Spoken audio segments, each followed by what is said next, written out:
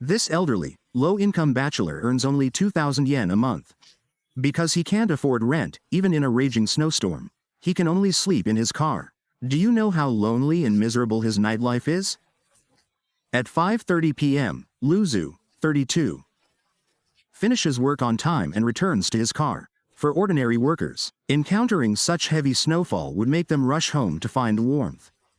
But for Luzu, a single man without a wife or children, living in his car year-round, his first priority is finding a place to park overnight. He doesn't just drive aimlessly, he has a clear purpose. After nearly half an hour of driving, he finally finds a suitable spot.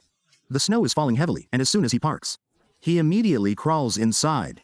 Otherwise, he'll be frozen solid by the cold.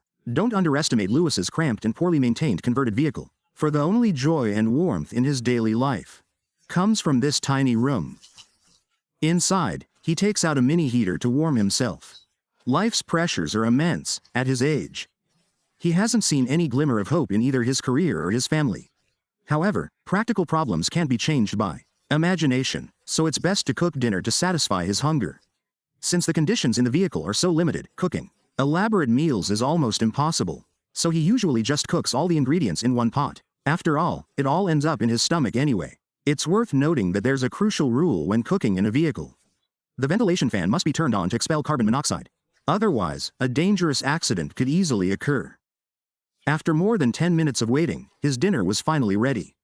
Amidst the swirling snow, his car enjoying a hot meal. He had dropped out of high school and moved to the big city alone to make a living. However, for a young man without qualifications or connections, building a career was difficult, and even survival was a challenge. To make ends meet, he tried many different jobs, but they were all low-paying, common tasks that barely covered his meager income. Unwilling to accept his fate, he decided to switch to sales, hoping for more opportunities. While this field offered quick money, it depended heavily on chance, skill, and luck. Most of the time, he only received a basic salary plus a small commission from rare orders, averaging around 200,000 yen per month. Because of this, he couldn't afford rent, and was forced to live in this old, refurbished car. After dinner and clearing the dishes, he opened his laptop again to take on extra work, to earn more money and change his current circumstances. He dragged his tired body to work continuously for 2 hours before brushing his teeth and preparing for bed. Showering in the evening was almost a luxury for him. He had to wake up at 7 o'clock the next morning. Right on time. After waking up, the first thing he did was get out of the car to check the thickness of the accumulated snow outside to estimate the time needed to clear it, thus ensuring he wouldn't be late for work. Back in the car, he did some simple personal hygiene and then mixed a bottle of water. Drinks hot grapefruit tea to warm himself up and to cushion his stomach. He usually skips breakfast, partly because he doesn't have time, and partly to save money. After that, he spends time clearing snow before driving back to the city center to continue his work. That's the nightlife of an older, low-income man in Japan. The life of a middle-aged man. How lonely. At 35, he still doesn't have a house, a car, or a wife. Every evening after work, he's quietly alone in his old rented room around 6 p.m.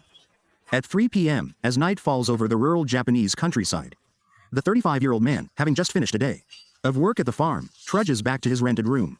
This house was built in the 1960s.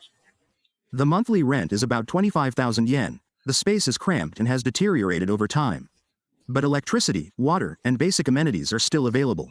For a man without a wife or children like him, that's enough. As soon as he entered the house, he washed his hands thoroughly and sat down to take a sip of water. He works in agriculture. The camp forced him to constantly bend over under the sun and wind, so back pain and body aches had become a daily routine. At this point, all he wanted was to lie down and rest, but the day wasn't over yet. He hadn't eaten dinner and hadn't showered. He took clean clothes into the bathroom to wash away the sweat after a day of labor. After showering, he started preparing dinner. To save money, he rarely ate out. If he could, he would cook at home. The meal wasn't fancy, just enough to fill his stomach. When he was younger, he had worked in a big city, but without qualifications or connections, most of the jobs he found were manual labor with low income and few options. Back then, he didn't think much about the future, as long as the salary was enough to pay rent and have enough to eat. Life continued. More than 10 years have passed, and he hasn't saved enough money for a down payment on a house. Nor has he been able to buy a car, and he still hasn't started a family. After turning 30, he was laid off by his company, and finding a new job became increasingly difficult. Eventually, he packed his bags and returned to his hometown. However, instead of living with his parents, he rented this cheap room to maintain some privacy and avoid the constant criticism. In the eyes of many, a 35-year-old man without a home, car, or wife is often seen as a failure. He neither explained nor argued, simply accepting his current situation. He felt his abilities were limited and didn't want to be forced into marriage or having children. If the next generation had to follow the same path and endure the same hardships, it was better to let that failure remain with him. After dinner, he washed the dishes, and the room fell silent again. Since returning home, he had almost no friends and rarely interacted with anyone. He didn't smoke or drink, not because he was overly disciplined, but because the money he earned had to be used for daily living expenses. Then he took an envelope containing his monthly salary from his backpack. In some parts of Japan, cash salary payments still exist. He carefully counted each bill, totaling 74,000 yen.